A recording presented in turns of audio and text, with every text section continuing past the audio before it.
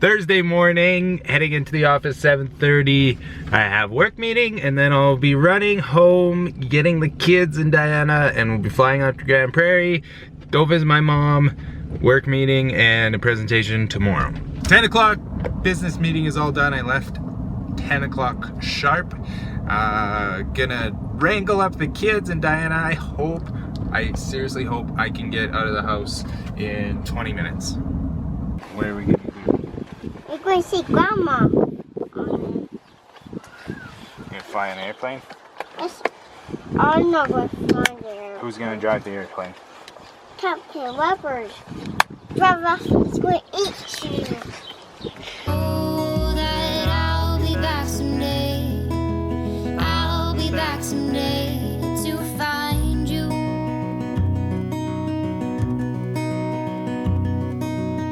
Yes, I know that the journey is long, but I can't wait to revive the love that has been abandoned, but not forgotten on these roads. Holy douche spot.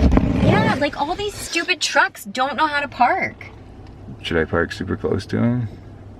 No, I should just get out and write on his truck with permanent marker. Oh, here's a nice big open spot here.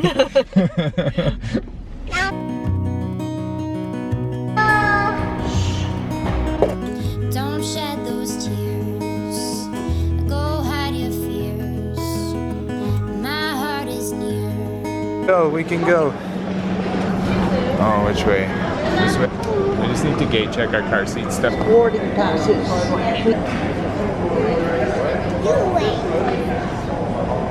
Diana and I just bypassed that. VIB, very important baby. Oh yeah. I'm coming back to you.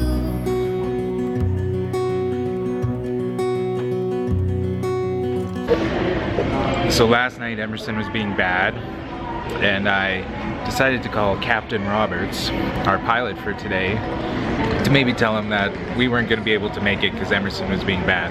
Did I call Captain Roberts? He's too far away. Oh, Captain Roberts. Hello, Captain Roberts. No! How are you doing, Captain Roberts? No, don't hire. Emerson is being a very good boy, so we will be on time for your flight. We will make it to Grandma's, Captain Roberts. Emerson's being a very, very good boy. To Grandma's. How are we getting there? On that airplane. Who's gonna fly the airplane? Captain Leopard. He's not the co-pirate. My car starts with a cry of objection. Wheels creak as I change direction. The city's on. Grand Prairie. We will be inside in a few moments.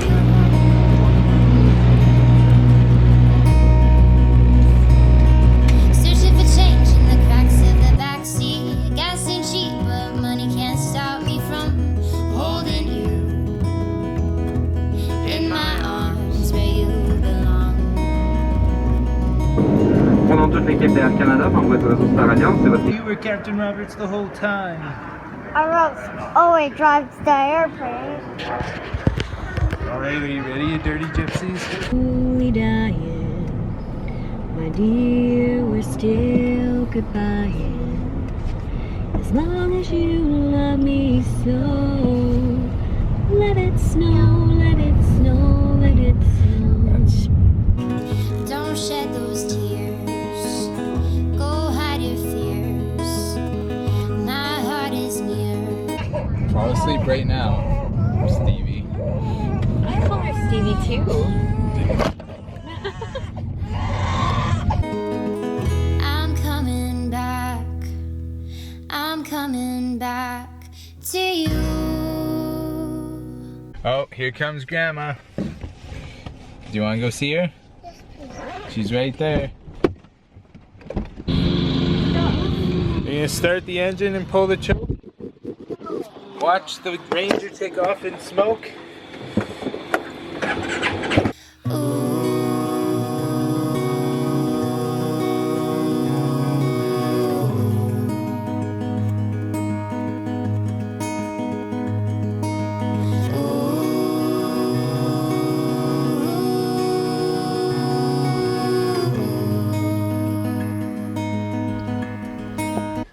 Easy there, Julian.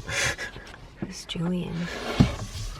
Don't you ever watch the Trailer Park Boys? No. Okay, we're gonna do questions and answers. We're actually doing yesterday's questions and answers because I just had no time to get to it yesterday. So in the meantime, we have flown to Grand Prairie. I have a presentation and a business meeting tomorrow, and Diana's gonna hang out with my mom and stepdad with the kids in Elmworth. Are you excited about Elmworth? Yes. Diana's joining me for this questions and answers period because she said that I was too aggressive during the last questions and answers, so she's gonna be my moderator. It's true. I sit back. Am I in the frame enough? I don't want to wreck it. We can go like that. Well, I don't care. We have very loose rules here on the vlog. Thanks. And what happens if I get too aggressive? I'll punch you in the face. Okay, Jesse Everett. What are the best and worst parts of your career? And do you ever get tired of being a species-specific practice that you feel like you have to do the same things over and over again? So second part first, I never get sick of the species-specific thing because once you're in practice for a while, you realize that it's truly about your clients and the people and not so much about the animals or the tasks. So I love my clientele so much, so I never get sick of the species-specific part. What's the first part? What are the best and worst parts of your career? The best part of the career is definitely the people. I love the people. The worst part is being away from my family so much. Right. Like you're not running out the door cheering. Kelly Louise Brooks O'Kearney. Kelly, you have a very long name. It's Kelly Welly.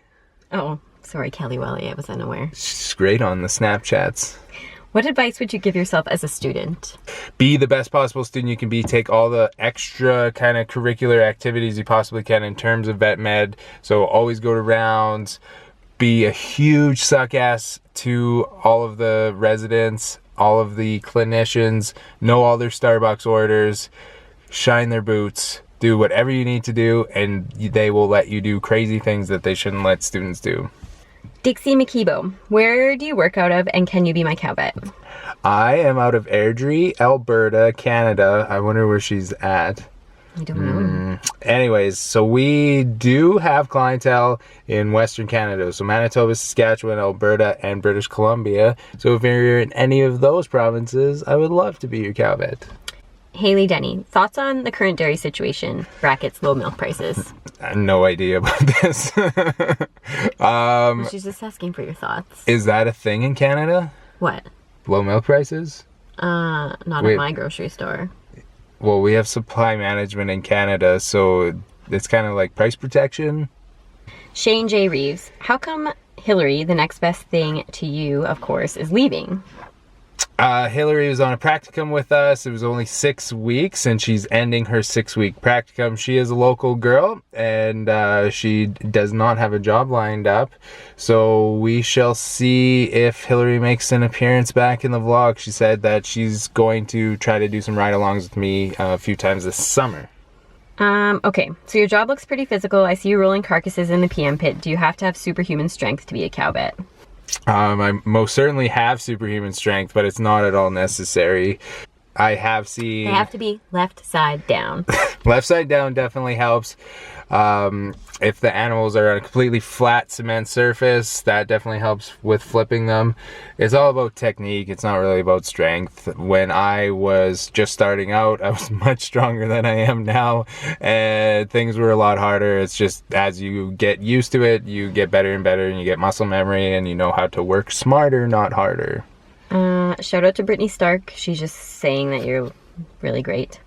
Thanks, Brittany. I'm going to pre-apologize if I'm butchering any names, but me, Dan, asked, do you or can you help other animals, or do you only know how to help cows? Just cows. But so when you go to vet school in Canada, you are qualified to do any type of practice. Yes, so I also very much enjoyed all types of species learning when I was in vet school. I think I did better in some of my small animal courses than I did in my large animal courses. You got a small animal award? I got a small animal award. What was it in, orthopedics? Orthopedics.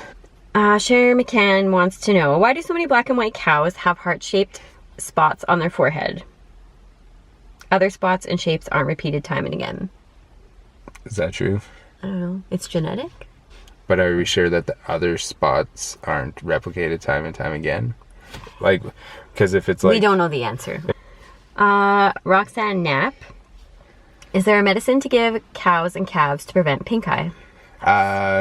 So medicine, yes, in terms of a vaccine. There's several different brand names that you can vaccinate cows for pink eye. Viren D'Souza says, what is Emerson's fascination with ring pops all about? Viren, once you become a parent, you will do anything and everything to keep the mouth closed. Aaron Wozni, can I come job shadow with you? Maybe. How do you go about doing that? Go to the website. Yeah, go to vhs.net and type in student. Okay, I'd just like to say this next question has 9 likes. Okay. What are you planning for your next date with your wife and when? Who's that coming in from? What does it matter? What's her name? Diana Fordyce. Okay, Diana. This is a nice date, isn't it? Chloe, I saw on your videos that you conduct autopsies always in the same place. Is it part of your clinic? Do farmers send their dead animals there and you examine them when you get back to the clinic? This must be great to have a proper place. It isn't. So it is just one of many feedlots that I work at. They are definitely large, so there is more postmortems to do than at a smaller feedlot.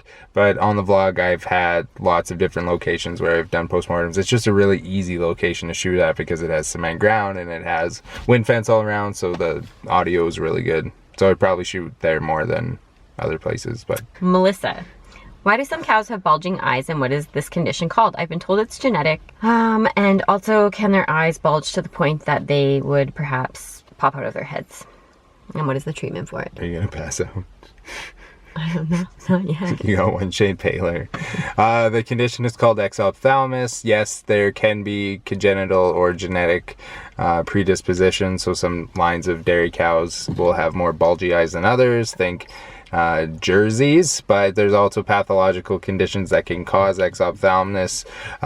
One being leukosis, so bovine leukosis virus causing increase of lymph node enlargement behind the eyes, and that causes bulging. Or you could have retrobulbar abscesses as well. I have seen eyes pop out, but it's usually secondary to trauma, not secondary to the other 3 things. Secondary to murder? Yeah. Okay. Lacey, could you expand your mobile cow app to include other livestock? No. How come? Because it is designed specifically for commercial cow-calf, and we worked at length to try to make it as user-friendly as possible for that specific application. So as soon as you add on another species, it just increases. Streamlined. Yeah, it just increases the complexity. Brandon. I bet you're a sheep person. Brashears from California, right? Brandon runs the Veterinary Marketing Podcast, which is a great resource for veterinary marketers, practice managers. Absolutely. What is your favorite part of your work and what made you start doing social media initially? So I think I already answered the first one. So my favorite part of my work is the people, all the people that I get to interact with. And what started me on social media at first was we got a website in 2012, and the web developer also taught me about things like SEO and different types of content marketing, and just got me hooked on the power of Web 2.0. So yeah. Kathy is planning on becoming a large animal vet, but she would be the only large animal vet in her area. So she's trying to pre-plan on how to get it all started. Any advice, classes, extra studies, etc. Okay. So first off, if you're the only large animal vet in the area, you have to ask yourself why. No, for why. Like, you could be the only large animal vet in downtown Toronto. Yeah. You're like, high five, self. So you have to definitely audit the practice area. The reason that we live in Airdrie is not a nice place to live, but it's not horrible, but there's no trees. Yeah. There's no trees. But we went there because of the cows. So you have to do an audit of the area to make sure that it's the right place to be a large animal vet. And also, if it's great, yes. If you're going to be a solo practitioner, you really need to think through what that means for your personal life. Mm-hmm. Because your spouse will leave you. They might not, but... So, things to get prepped for. like know yourself, know yourself. Know your limits. Know your limits and know your area. That's how you can prep. Okay, I know the answer to the next question. Okay. Cheryl, what breed of dog is Finn? Finn is a miniature schnauzer. He's 9 years old, and he's lovely, and we love him. Haley, did you struggle in vet school with working with other species besides your interests like dogs and cats? No. He really, really liked surgery. Amanda, how good was your GPA in college to get into vet school? So really bad in year 1, okay in year 2, and then really, really, really, really good in year 3 and 4. What does that mean? Like 3.8 out of 4. And you didn't get in right away because your first years drug you down. So bad. Were you ever, oh, Maureen wants to know, were you ever in 4-H or FFA? I was in 4-H for 9 years. I had light horse, barrow, gilt, cow-calf, steer, heifer. We don't have an FFA here. Channy Barrett asks, what tips do you have for getting better at rectal palpations? The second 10,000 are easier. Oh. Well, that's better advice than you got from the guy that commented below. He said it gets easier after 100,000, so there you go. That guy's full of it. Victor, please give us some tips for going through vet school. Well, Victor, don't have a girlfriend or a boyfriend or whatever your preference is because you will not have any time for them. It's good advice. Also, you're just going to have So to what basically... if he... No, wait. So what if he's married right now and just got accepted to vet school? Just lie to your spouse and tell them it's going to be okay. But if he was thinking of dating somebody like right away and got into vet school? Okay, but seriously, I think you just have to be prepared to buckle down really hard for 4 years. It's only 4 years. That's not very long. You just have to eat, sleep, and breathe it. Make it your life. Do all the extras because that's going to make you stand out and that's going to get you the job you want. Aww. Go to rounds, learn everything, work hard, help if you have a wife who will put you through school. Not everyone is that fortunate. Karen, what is the weirdest thing you've ever seen as a beef vet? The weirdest thing? Yeah. Okay, the weirdest thing I've seen was a miniature Hereford calf. 3 of its legs were full leg. Like, they only had 1 hoof. Ooh. Not claw hoofs. Did you put it down? Yeah. Yikes. So it was a mule-footed calf. That's what they're called. Clint asks, when are you replacing Dr. Pole on the television? I don't think anybody could ever replace that guy. Like, will he ever retire? I'm gonna retire before he retires.